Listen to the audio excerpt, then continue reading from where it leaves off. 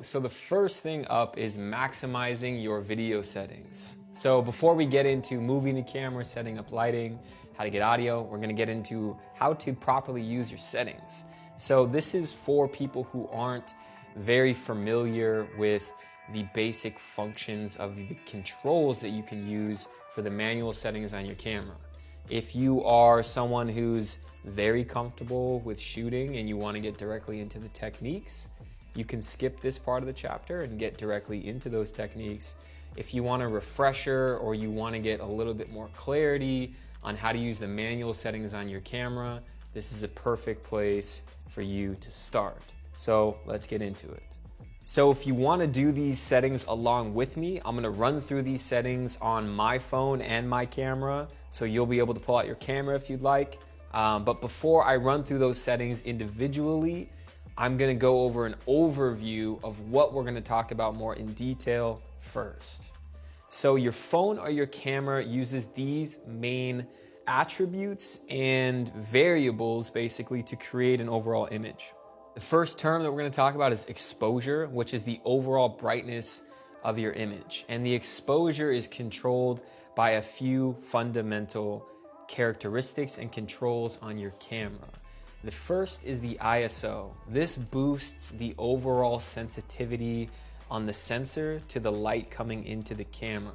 So I'm sure you're relatively familiar with that. The higher the ISO, the brighter the image, but you're boosting the signal on the sensor, which can create distortion. You'll see it as the grainy noise. It's not necessarily grain, it's called noise, camera noise. Grain is something slightly different that's with film cameras. Noise are all those little dots and things that don't give it that really clean, kind of polished look. It's more of an older style, a bunch of dots look. That's from the ISO. We're gonna dive more into that. Next up is your shutter speed. This is the amount of time that each frame is exposed to light, okay? The lower the shutter speed, the longer each frame is exposed to light. Gonna get more into that. Next up is the latitude, okay? This is something not a lot of people talk about. Latitude is the amount of darkness and brightness that a sensor can expose for. So there's darkness in this image right here. This black bookcase is probably the darkest part of the image, and probably the brightest part of the image is one of these lights in the background or this light, right? That light. The latitude is the camera's ability to expose for the darkest part of the frame without it being completely black, and the brightest part of the frame without it being completely bright or white, okay? It's its ability to hold the low and the high, but expose and have information there. What happens with a lot of cameras, the cheaper the camera, the less the latitude, the more that the dark part of the frame is just dark and the bright is just bright. But I'm getting too into detail right now. We're gonna get into it later. The next up is the picture profile. This is basically the in-camera color grading that your camera is allowed or able to put on top of your footage, okay? That's kind of the brief overview. It's kind of like an in-camera color correcting, color grading process. It can be more blue and sharp. It can be less contrasty and warm. This is something we'll get into. Next up is the white balance. This is the overall value that your camera assigns to the color white, or the value of white. So the warmer the white balance, the warmer the image, the cooler the white balance, the colder the image. And we'll get into the terminology. Next up is the aperture. This is the amount of light let in through the opening of the lens, right? Right now, this camera is shooting at a 2.8, which is a relatively open aperture. That means the opening of the lens is larger. If I was shooting at something like an f/16, this room would be very dark. You wouldn't be able to see me, and we'll explain why. Next up is the focal length. This is the millimeter number that is on the name of the lens. So the lens that I'm shooting on right now is a 16 to 35 millimeter, and it's set at about 22 millimeters. So that's a relatively wide angle of view. The lower the millimeter, the wider the angle, the higher the millimeter, let's say a 200 millimeter, the more telephoto and the more that's more of a telescope, you can see further. And we'll explain why and when to use those. Finally, we have frame rate. This is the amount of frames that your camera is recording per second. Right now, we're shooting at 24 frames a second because that has a specific aesthetic. There's also 30 frames, 60 frames, 120 frames, 240 frames. We'll get into all those things. But I just wanted to briefly overview what these things were, and then we're gonna dive into it. And so for smartphone shooters, it's good to know that the phone's, default setting is gonna be on auto, which means it's gonna be choosing all these parameters for you. In some scenarios, that's okay. You'll be totally fine. In a lot of scenarios, you'll want to be using an app of some kind that will let you adjust these parameters as if it was a DSLR or mirrorless camera. My favorite app to use, I have an iPhone. It's called ProMovie. It's completely free. This app is amazing. It allows for you to shoot at higher resolutions, higher bit rates, which is just basically the amount of information that the camera is recording, which the higher the bit rate, the better the quality overall. So I highly recommend shooting something with ProMovie. I don't know about Androids and the other kind of apps, but I'm sure that you guys are familiar with some of them. You can just go onto the App Store and choose or search a pro recording app for your phone.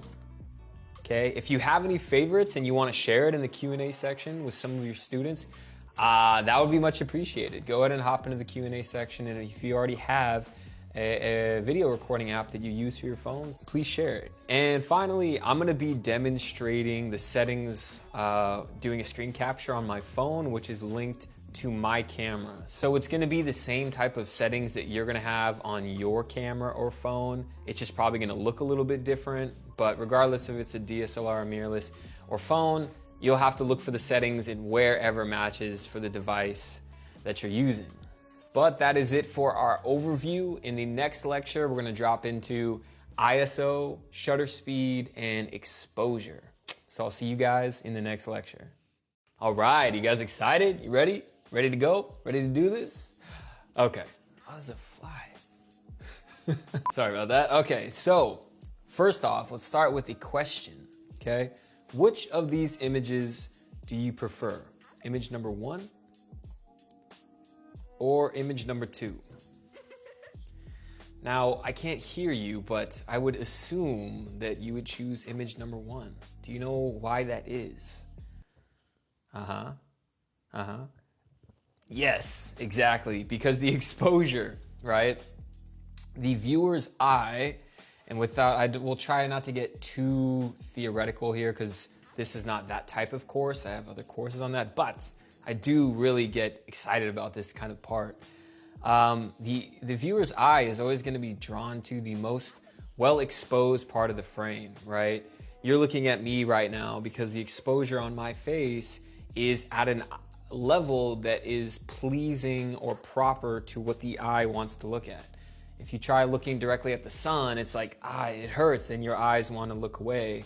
If you're somewhere and it's really dark and it's nighttime and you're looking, you can't see, it's really uncomfortable because your eyes can't perceive what is there. So one of the very first techniques or understandings for creating our amazing looking and feeling videos is really understanding the importance of exposure and how that's changing the way that our audience is really feeling about our imagery. And so the main way that we really dive into exposure, which is exposure,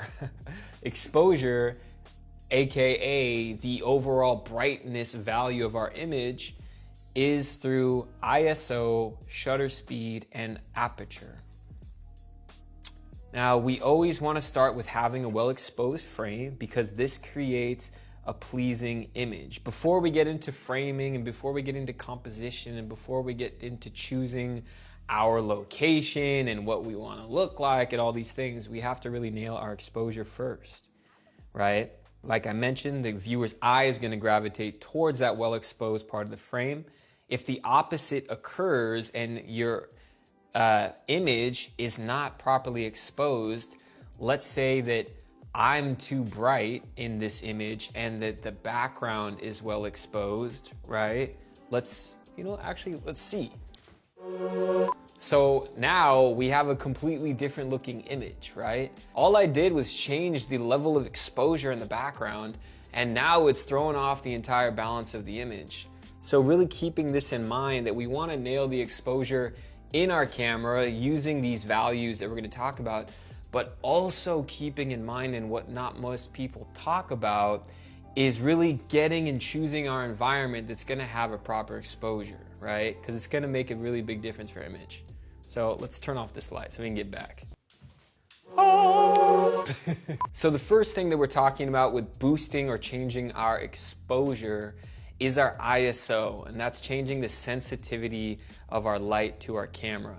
And this is really good for low light situations. But like I mentioned, it creates that digital noise in the image, and it's kind of like boosting your sound. You know, you've seen your like sound levels in your car and your editing software. Once it starts getting to that red, it starts to get a distorted sound. That's the same kind of boosting that our camera or our phone does to get more light, not from the surroundings, but to boost the light that's hitting the sensor. This kind of can create a distortion, so it's not something we want to lead with, but it can be used to make up for not enough light in our scene. So what I'm gonna do, is I'm gonna take my phone, which is attached to you guys, and I'm going to start a screen recording. Okay, so what I'm gonna do is create a scenario where I don't really have enough light for my camera. So I'm gonna kind of work backwards here. And since I already have my camera set up, I'm gonna kind of change my settings and then build from kind of scratch with you guys. So even though my image is well exposed for right now, what I'm gonna do is change the settings so it's not well exposed. So I'm gonna make my aperture higher, which is gonna darken my image. And now we're gonna focus on this ISO function. So as you can see, we have a really dark image, right? If I boost the ISO, I'm bringing in more light into the camera. This is a very extreme scenario, but you can see that downside of that is that it's like boosting sound in your editing software in your car, where it starts redlining and distorting. That distortion is called digital noise, which gets those little dots that we talked about. Because the original sound is being amplified, it creates these distortions. But like I said, it's perfect to make up for a lack of light in your scene. And next, after ISO, for how we adjust the exposure, is our shutter speed, okay? And I have a cow because I have kind of a funny way of explaining it, because I think shutter speed is a little bit harder of a principle to understand, but I want to really give you guys an example that will help you always remember it. So the basis is the slower our shutter speed, generally you'll see it 1/50th of a second, 100th of a second, 200th of a second. The slower it is, the more blurry our image is gonna be in terms of motion, not in terms of sharpness or blurriness when it comes to the quality of your lens. That's a different kind of sharpness that's picking up on how crisp certain parts of the images are without movement. Shutter speed is adjusting the blurriness of movement and of brightness of the image, okay? So if we take this cow example, let's imagine that you have barn doors on a barn and you have cows, and these cows in this scenario will be photons of light. All the light in this scenario that's hitting the sensor of the lens. The aperture is gonna be adjusting how wide the opening is on the lens, okay? The wider the aperture, the more light, the more cows are gonna be able to get into that barn and fill that barn. And the shutter speed is how quickly those barn doors are opening and closing. The shutter is literally opening and closing inside your camera. Unless it's a mirrorless camera, it's slightly different, but there's still ways to adjust for the shutter speed they do it electronically. But that opening and closing is literally happening in your camera to adjust how much light for how long is hitting that sensor. So a faster shutter speed is going like this. There's not too many cows, not too much light being able to expose that frame. If it's going like this, you're gonna have a lot of light photon cows getting into your sensor and brightening your image, right? The higher the number, the less cows getting into the camera, the less bright the image. The lower the number, the slower it's opening and closing, the more those cows can, the more those cows can come in.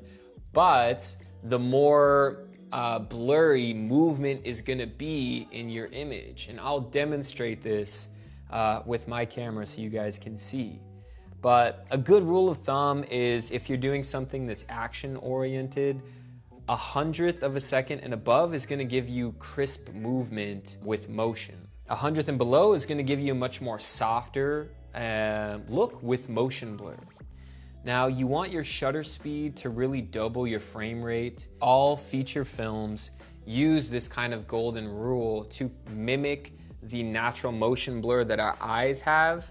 Every time we're doing that, we're naturally creating a more what we call a cinematic image, because the closer we mimic the eye with depth of field and with motion blur, just the better of image looks. And the way that feature films have learned how to do that, and it's kind of industry standard, that if you start doing it with your camera, you'll create that kind of cool, soft looking cinematic look, is doubling your shutter speed. It doubles the frame rate that you're shooting at. So if you're shooting at 24 frames a second, ideally your shutter speed is anywhere from 50 to a 60th of a second, okay? And if your frame rate is shooting at 60 frames per second, and we'll get into frame rates, so don't worry, you want your shutter speed to be around 120th for a similar natural looking motion blur. Okay, all feature films use this guideline, and this creates a motion blur that's aesthetically pleasing. So with the information that we just covered, here's an example of different shutter speeds. Now, we have 3 different images here of the same exact object that's shot at different shutter speeds. Now, can you guess what this image here on the farthest left, what shutter speed that is? Would that be a high or a low shutter speed? Okay, yes, it would be a high shutter speed. So this was shot at 150th of a second. You see how it's not capturing any blur because the opening and closing of the lens is so fast that when it exposed the image, it captured the moment so quickly that there was no motion blur. Now, something in the middle, this is 1/30th of a second, and you can see a slight blur because in that 1/30th of a second, and the camera really is counting 1/30th of a second, that pinwheel moved that amount of time in that short amount of 1/30th in a second. If I go boop, and that's 1/500th of a second, the pinwheel thing is not going to be able to move very far before it gets exposed for. So I think now that's probably starting to make sense. And for this last one, obviously this is a very slow shutter speed. This is 1/4 of a second. So now I'm going to demonstrate on my camera what that looks like. Perfect. So now you can see me here, or you can see me there. You can see me here, or you can see me there. So if we have, I'm gonna kind of change all the settings around here so that we're working from scratch. Okay. So now we have our image, and you can see it's not very well exposed for. You can see the brighter parts of the image, which are these lights in the background, but I am quite dark. So if we start with our ISO here, I'm gonna start boosting up the brightness, right? So we can kind of see there that at about 800, this is a decently exposed for image, right? If we went really high, now we're overexposed, and you can probably see grain in the dark areas of the frame, okay? So let's bring it back down to, let's say, 800, okay? And now let's look at the motion blur from our shutter speed. You can see the blur in my hand, right? If we move that shutter speed to, say, a 200th of a second, you see that the image is a lot darker, but you can see more of a strobe where each frame that's getting exposed is very crisp. So it creates this kind of hyper realistic look versus here, right? There's kind of a lagginess, okay? So if we use our golden rule that I just mentioned to create our most cinematic looking softness, the right amount of motion blur is gonna be 1/50th because I'm recording at 24 frames a second. But now that I moved my shutter speed from originally it was here, actually I think originally it was here, to what would look to have the right amount of motion blur. Now we're too dark, okay? So what I'm gonna do is boost the ISO so that the image is looking well exposed, and that looks pretty good. So one thing I haven't mentioned yet, and it's in a different lecture, but I'll just kind of briefly touch on now, is the aperture. This is the opening and closing of the lens. So if we have our aperture set to 2.8, which is the widest aperture on this lens, you're gonna see a blurring in what is behind me and what's in front of me. So this is gonna be slightly out of focus, and what's behind me is gonna be slightly out of focus. If I turn up that aperture, it's gonna close the opening on the lens, not letting in as many cows, right, as you can see. But if I brighten up the image, okay, you're gonna see that everything is a lot more in focus, right? The before and after. You'll see a very clear difference.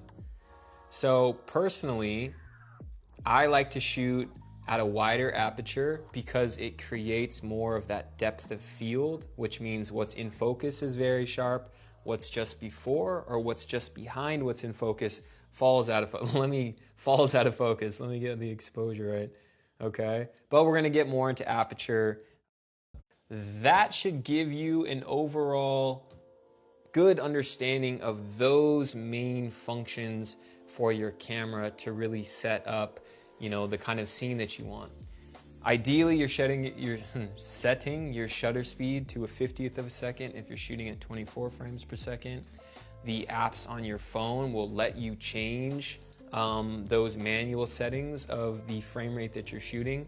For talking videos, for vlogs, for anything that you're not shooting cutaway shots of, which we'll get into, when it's someone talking, you pretty much always want to be shooting 24 frames a second. That gives it a very natural aesthetic and really pleasing looking shot. If you're shooting above that, like 60 frames a second, that's a lot better for slowing that stuff down and doing slow motion. That doesn't look good for talking shots. So the main takeaway here is that for your talking scenes, in your vlogs, when you're shooting, when you're talking to the camera, or when you're interviewing someone else who's talking to the camera, you want to have your frame rate set at 24 frames a second. You want to have your shutter speed doubling that, which is going to be 1/50th, it can be 1/60th, okay? You want to have your ISO as low as possible because the higher the ISO, the more it's going to add the noise into the image. But you use the ISO to boost what you're not getting enough of light in your scenario when you have your other parameters set to that more cinematic looking standard. And then you're going to use your aperture to adjust how much you want the background or foreground to be out of focus. So hopefully that makes sense. If you have any more questions about this portion of exposure, feel free to hop into the Q&A and ask. If you have no questions, I will see you in the next lecture. Alrighty, and so next up is latitude, picture profile, and white balance. And again, like these are just really, how do I say it, brief understandings or fundamental understandings so that we're all speaking the same language and that when we get into the actual filming process, you know exactly what we're talking about. So, latitude, right? The amount of darkness and brightness your sensor can expose for, okay? It's the amount of information that can be picked up in the bright and dark areas of the image.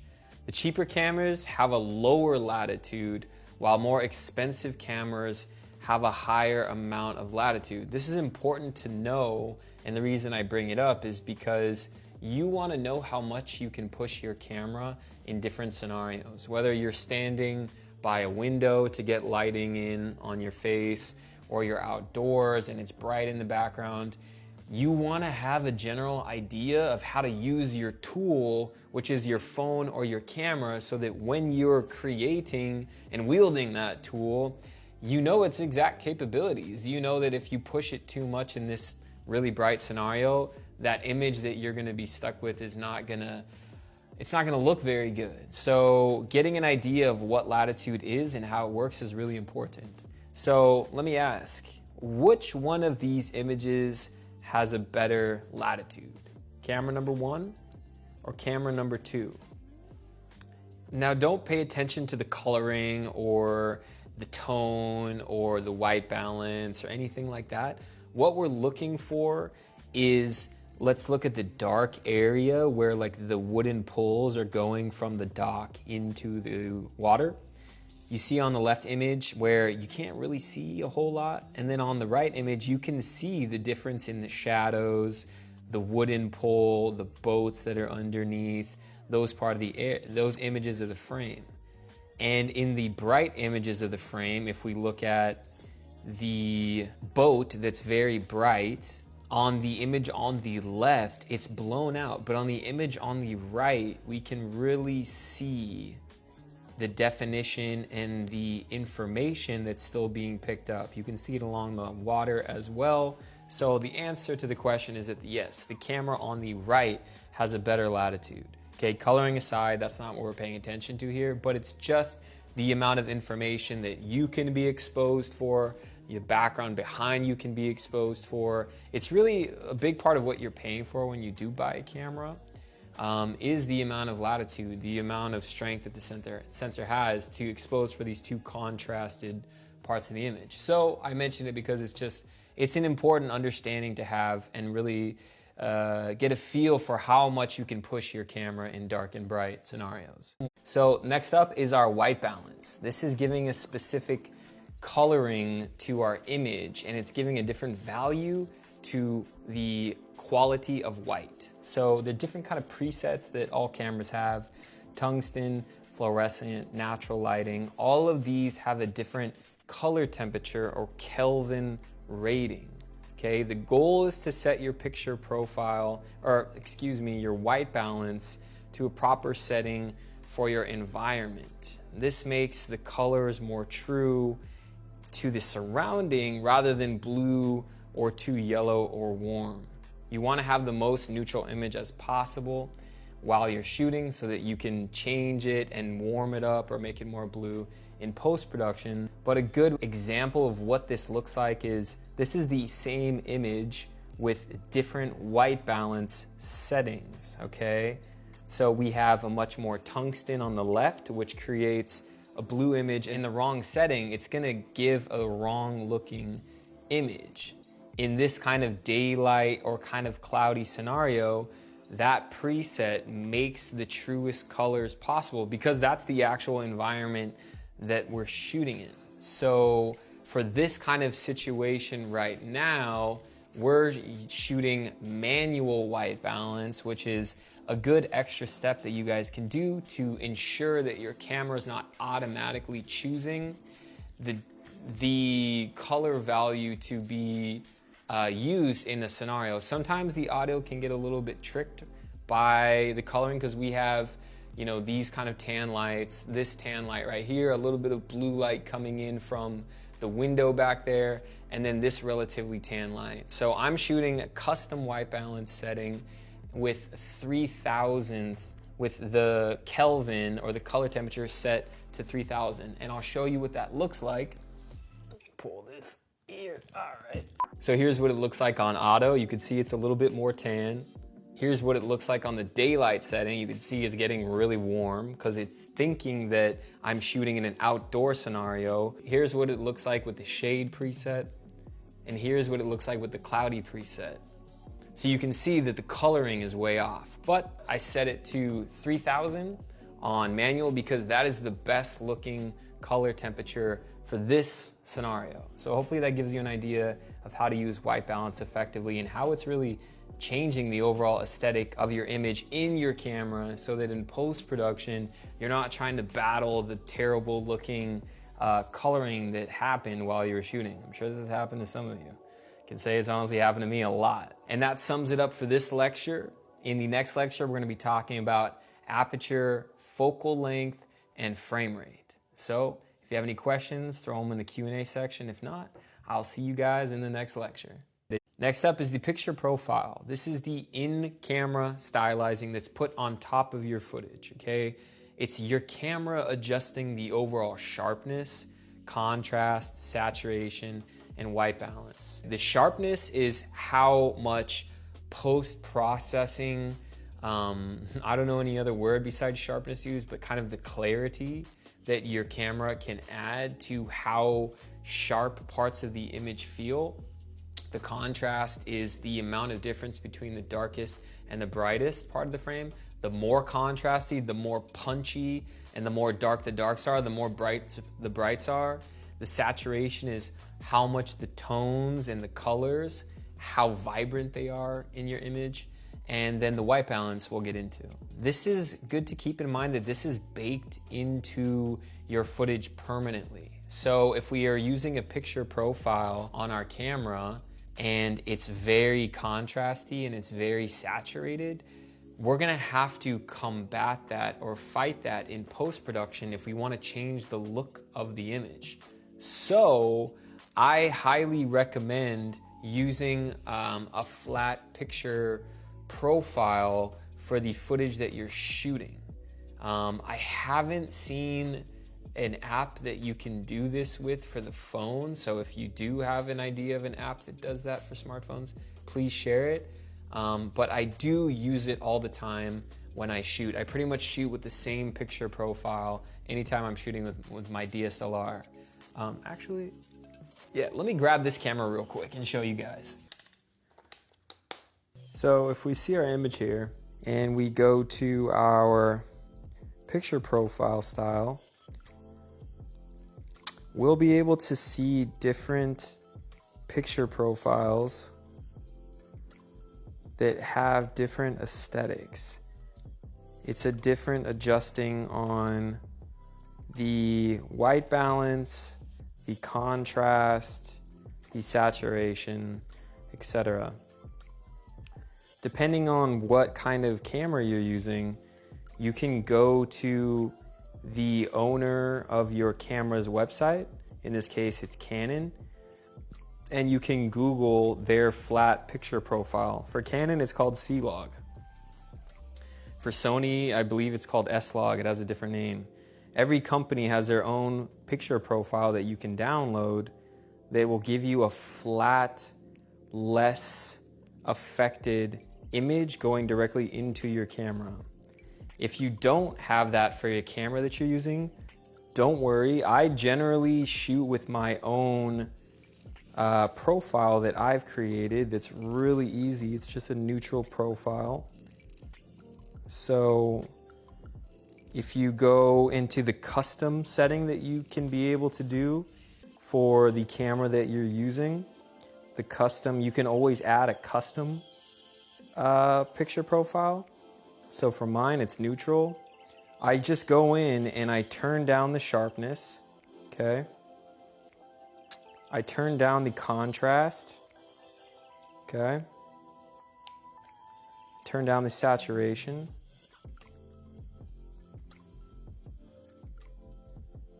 And finally, and I leave the color tone as it is. You don't want to really adjust the color tone. That's changing the value of certain colors. It'll make your image too blue or purple or green. You don't really want to mess with the color tone. But the basis is you go into your picture profile setting and you turn everything majority down so you have more information that's unedited to work with in post-production when you do want to edit those things. Okay, and so hopefully that gives you a general understanding of picture profile. We'll go into that stuff more when we're actually shooting alongside each other and when I bring on some guests in the course and I'm actually changing these things in real time.